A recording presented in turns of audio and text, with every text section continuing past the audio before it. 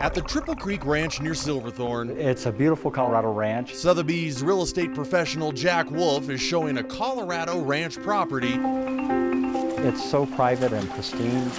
flowing with Colorado sports history. Absolutely. Thunder has his high altitude training here.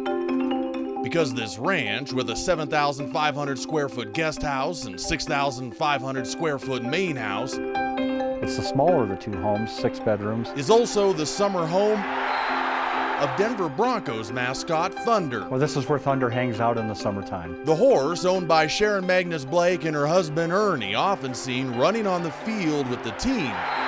Thunder is very close to Sharon and Ernie and almost like a pet. And the main house has a very special room. A stable where Thunder would hang out inside. But outside, there's more than 255 acres of pristine Colorado ranch land where Thunder loves to roll. There's over 255 acres for Thunder to roam on. There's also a 10-horse stable and a massive 13,000 square foot indoor riding arena where Thunder trains. For Thunder to use in bad weather or during the winter.